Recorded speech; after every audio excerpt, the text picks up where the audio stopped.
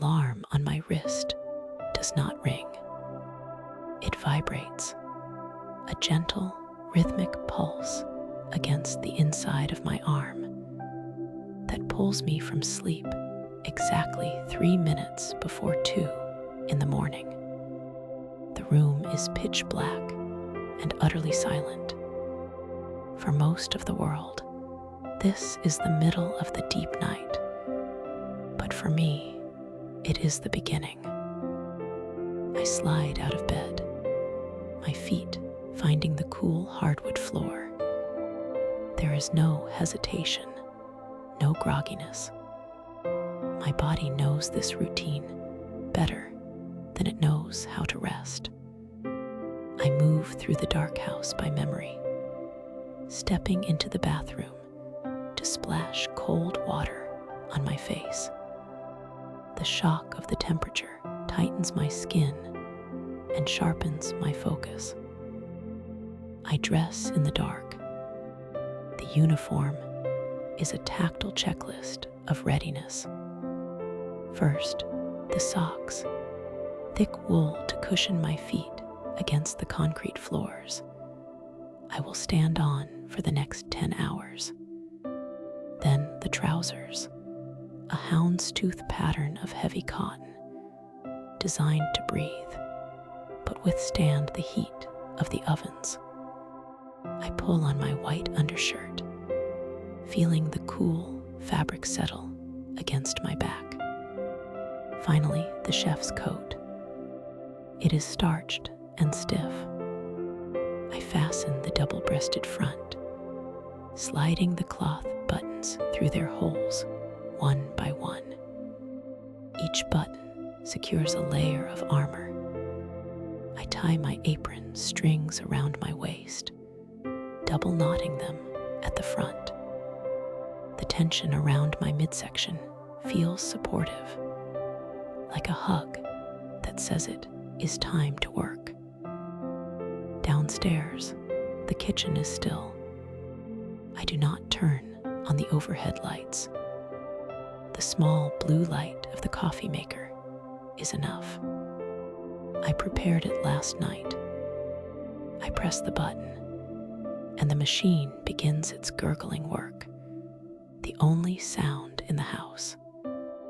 While it brews, I lace my shoes. They are heavy, non-slip clogs with reinforced toes. They grip the floor with certainty. I pour the coffee into a travel mug. The steam rises in a silver ribbon against the shadows. I take one sip. It is black, hot, and bitter. It is perfect. I step out the back door, and the night air hits me. It is crisp and carries the scent of damp earth and cooling asphalt. The sky is a deep, bruised purple, moonless and vast. My truck sits in the driveway, a dark silhouette. I unlock the door, the mechanism sounding a solid mechanical thud that echoes briefly in the quiet neighborhood.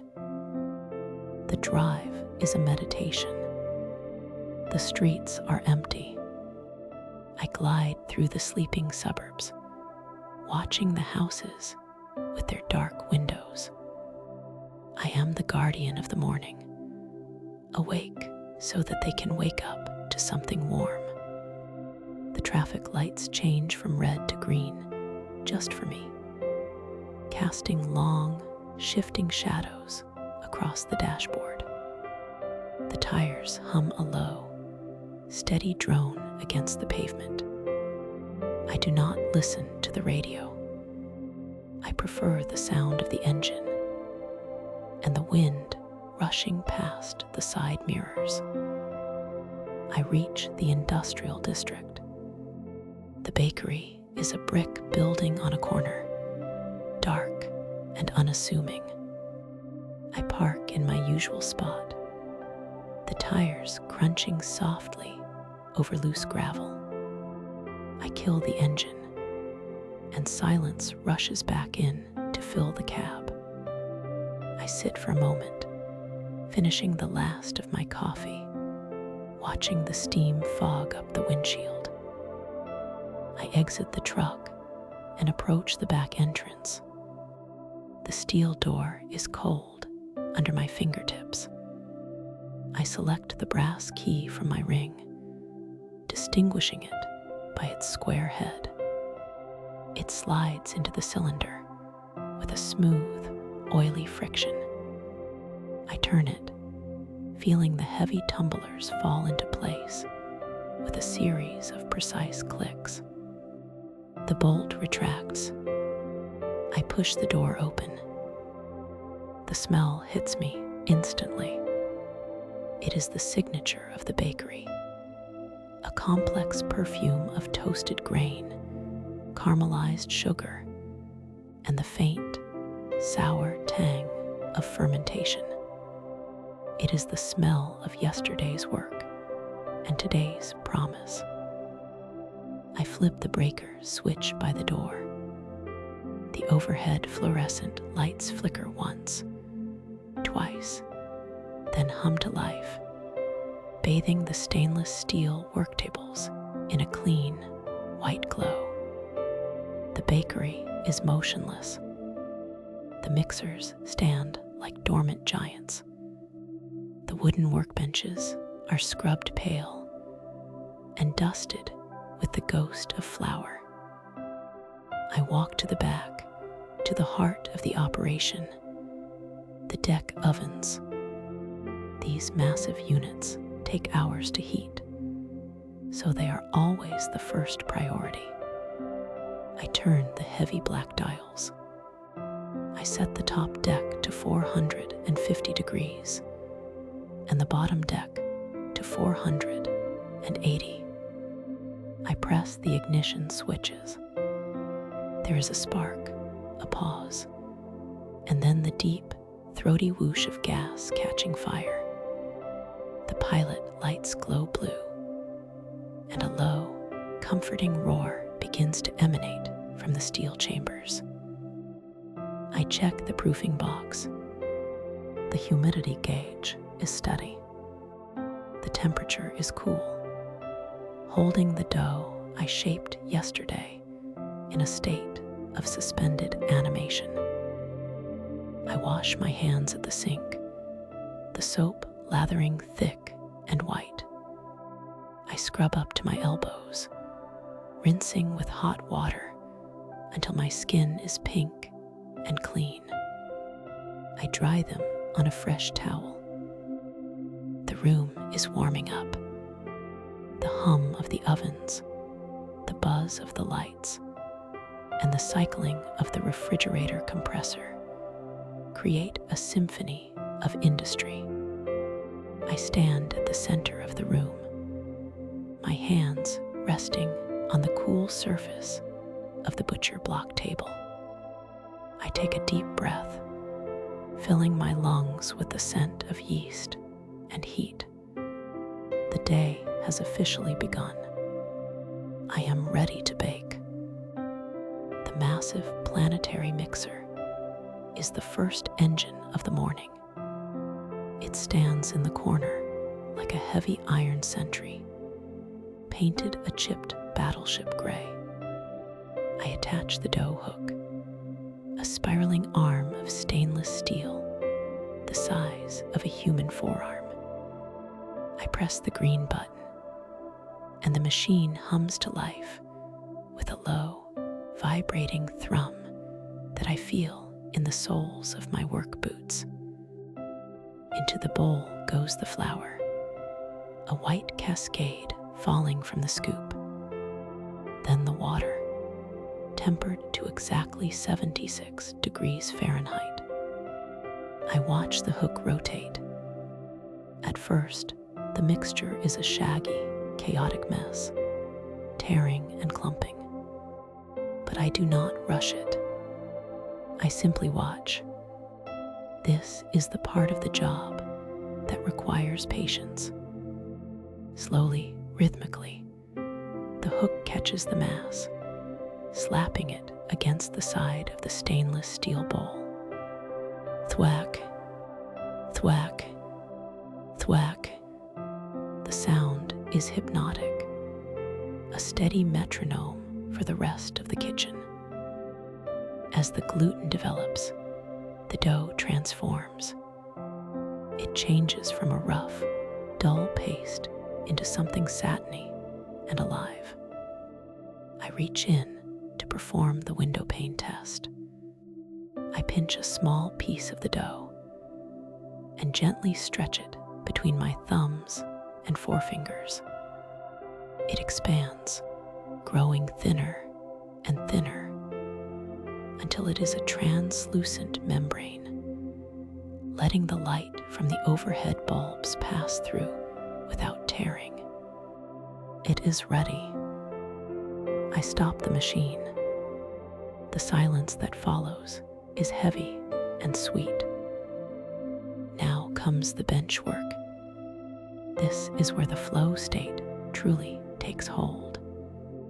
I hoist the heavy mass of dough out of the bowl and onto the large wooden workbench. The wood is maple, worn smooth by decades of flour and friction. I dust the surface with a flick of my wrist, sending a fine, white mist of flour settling across the grain. My tool of choice is the bench knife. It is a simple rectangle of steel with a wooden handle, but in my hand, it feels like an extension of my own bones. I begin to divide the mass. I cut, I weigh, I adjust. I slice through the dough, placing a portion on the digital scale. 1,000 grams. Perfect. I move to the next. 990 grams. I slice a tiny sliver from the main mass and add it. 1,000 grams. The rhythm takes over. Cut, weigh, slide. Cut, weigh, slide. I do not need to think about the movements. My muscles remember the distance, the weight, the pressure. Next to me, Marco, my sous baker, begins the pre-shape. We work in total silence. There is no need for words when the choreography is this precise. I slide a measured portion of dough to his station. He cups his hand over it, using the friction of the table to tuck the dough under itself, spinning it into a tight, smooth sphere. I watch his hands moving in a blur of efficiency. He places the rounds in neat rows, distinct and uniform soldiers of dough resting under a linen cloth. We are a machine made of flesh and flour. The air in the bakery begins to warm up, smelling faintly of yeast and fermentation, a scent that is sour and comforting all at once. Once the dough has rested, I move to the baguettes. This requires the most delicate touch. I take a resting round and flatten it gently with the heel of my palm, degassing it just enough to even out the bubbles without crushing the structure. I fold the top third down and seal the seam with my thumb. I fold the bottom third up, seal. Then, with flat palms, I roll the cylinder back and forth, extending it outward. My hands start at the center and move toward the tapered ends. The dough feels alive under my skin, cool and elastic. It pushes back slightly, holding its tension. I place the long, pale wand into the canvas folds of the couche.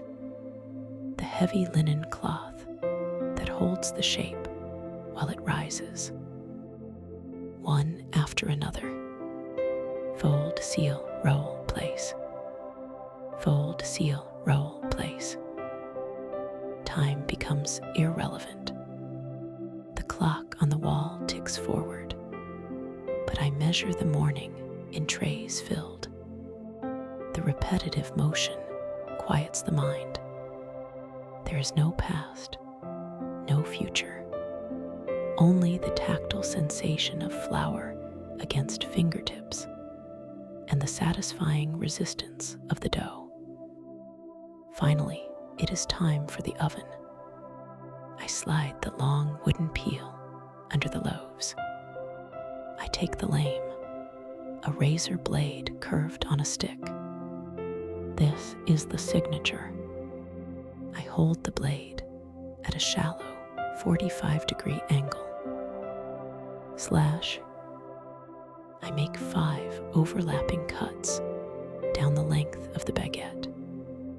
The blade parts the skin of the dough smoothly, revealing the interior structure.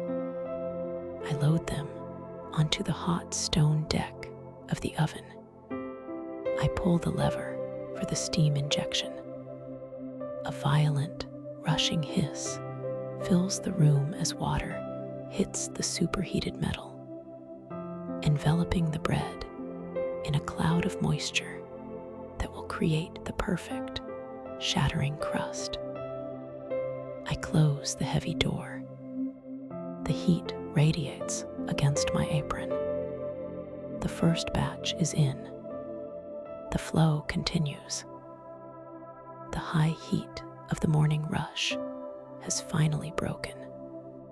The rotary ovens, having done their heavy lifting for the day, stand silent and cooling. The heavy, sweet humidity of baking dough has lifted, replaced by the dry, toasted warmth of finished bread. It is 10 in the morning, but my body knows this as the middle of the day. I wipe my hands on a side towel and untie the strings of my apron. The fabric is stiff with flour and dried dough, holding the map of the morning's labor. I hang it on the hook by the steel prep table, feeling the sudden lightness in my shoulders. It is time to sit. I take my metal lunchbox and my thermos to the small break table in the corner of the dry storage room. It is quieter here, muffled by 50-pound sacks of flour stacked like sandbags against the walls. The air smells different in this room, earthy, raw, and dusty, smelling of wheat fields rather than the bakery. I sit on the wooden stool. I unscrew the cap of the thermos. Steam rises in a thin, lazy ribbon. It is a simple black tea, dark and tannic. I blow on the surface and take a sip. The heat travels down my chest, a grounding warmth that contrasts with the cooling air of the room. My lunch is simple. A sandwich made on a slice of sourdough from yesterday's bake. I unwrap the wax paper. The crust offers a firm resistance as I bite down, followed by the soft, tangy crumb. The rhythm of chewing is slow and deliberate. There is no rush now. The delivery van has already come and gone. The front display case is full. The world outside is awake and rushing toward noon. But in here, time has pooled into a calm, shallow lake. From my seat, I can see through the doorway into the main bakery floor. The racks of bread are lined up like soldiers at ease. I listen closely. In the silence, I can hear the bread singing. It is a faint, crackling sound, like dry leaves stepping on pavement or the distant popping of a campfire.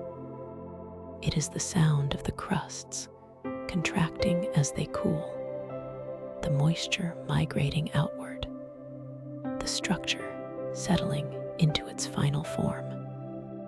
It is the most satisfying sound in the world, the audible proof of a job finished.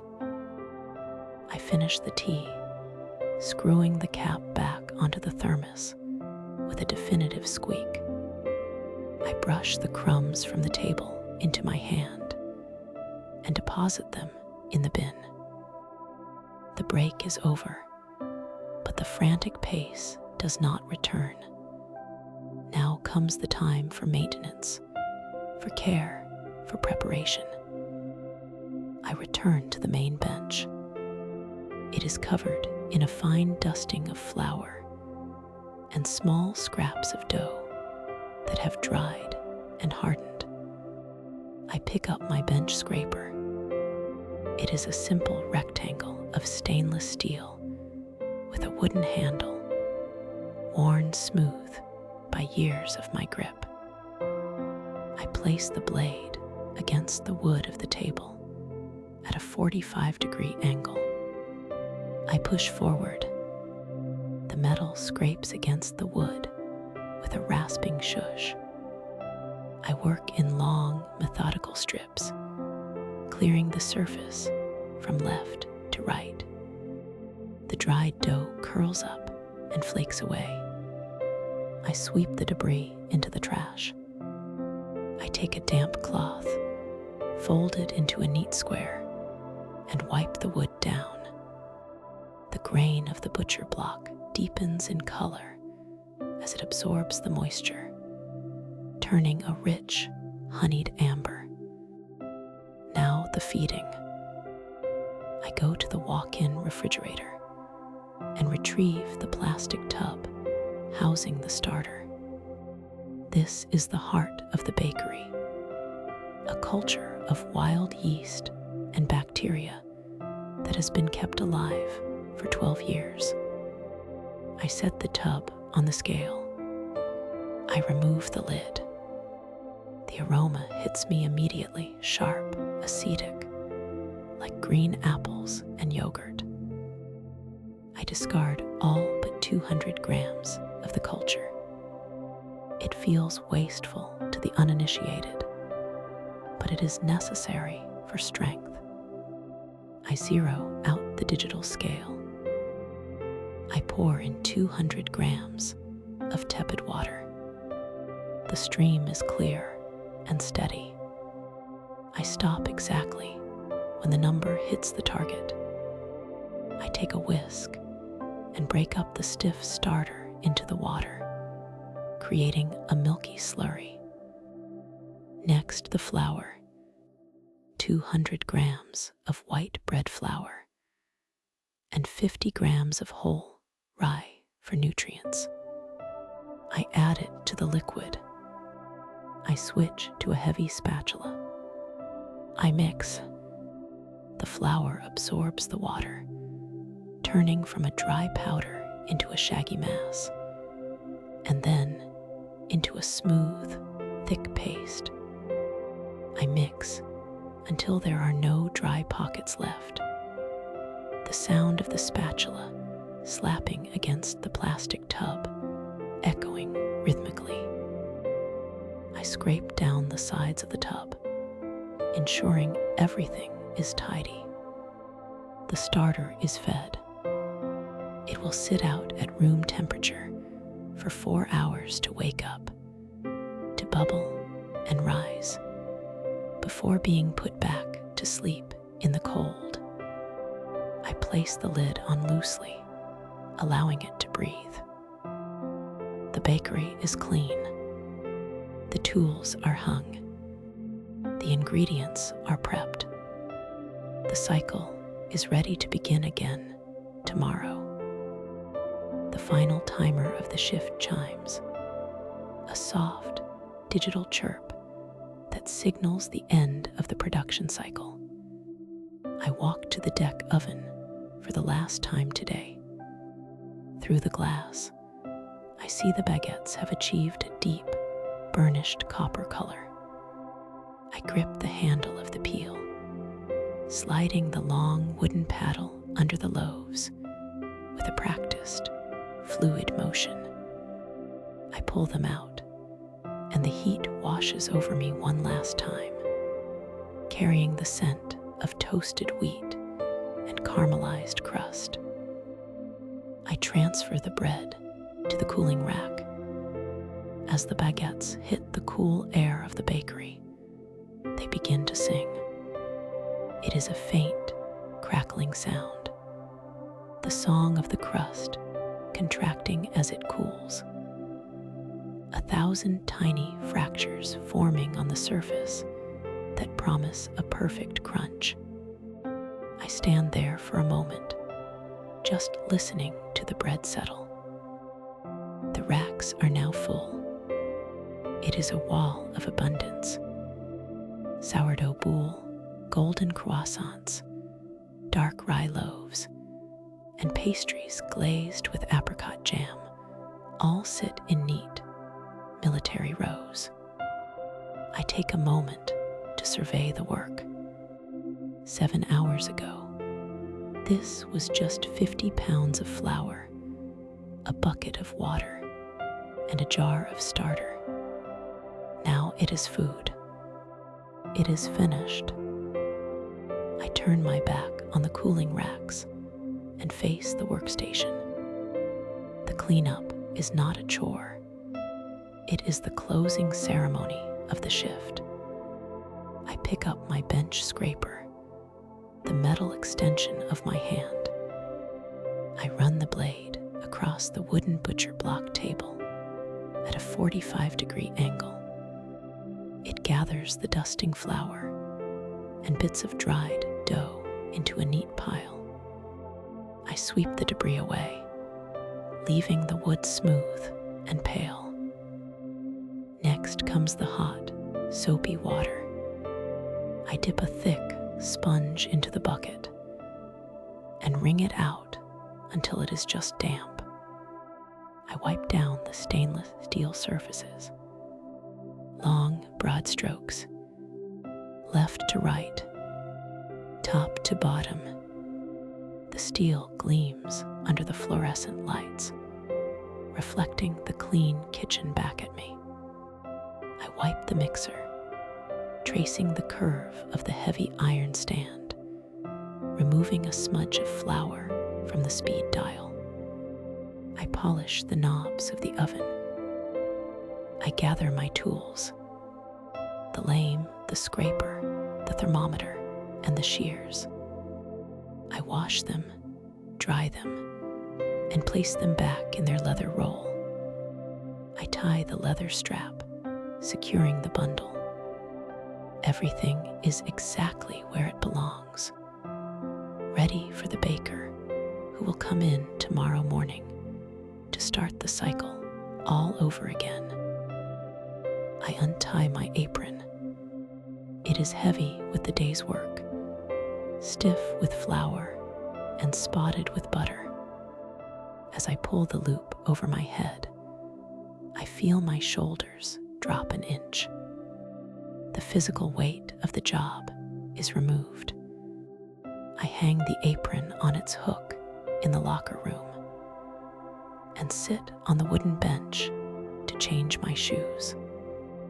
I unlace my heavy, non-slip work boots and slide my feet into soft sneakers. The sensation of lightness is immediate. I step out the back door and into the alley. The shock of the daylight is always a surprise. When I arrived, the world was pitch black and silent. Now the sun is high and bright. The air is warmer, filled with the sounds of the city fully awake. Cars hum in the distance, and I can hear the murmur of customers lining up at the front of the shop, eager to buy the bread I just pulled from the oven. I walk to my car, my movements slow and leisurely. I do not rush. I have been rushing for 8 hours, moving with precision and speed. Now I have nowhere to be but home. The drive is short. I keep the radio off. I prefer the hum of the engine and the wind against the glass. My hands rest lightly on the steering wheel, noticing the absence of the dough's resistance. When I arrive home, the house is quiet. I draw the blackout curtains in the bedroom, transforming the bright midday sun into a soft twilight gloom. The room is cool. I shower, scrubbing the scent of yeast and flour from my skin, watching the water swirl down the drain. I put on fresh, loose cotton clothes and climb into bed. My body is tired, a heavy, pleasant exhaustion that settles deep in my muscles. It is the good kind of tired. It is the feeling of having used my hands to create something tangible. I pull the duvet up to my chin. The sheets are cool and crisp. I close my eyes. In the darkness behind my eyelids, I see the rhythmic folding of dough. I hear the hum of the mixer. I smell the sweet, earthy scent of fermentation. My breathing slows, matching the long, slow rise of the bread. The world outside continues to spin, busy and loud, but my day is done. The work is finished. I let go of the tension in my jaw. I relax my hands, and I drift into a deep, dreamless sleep.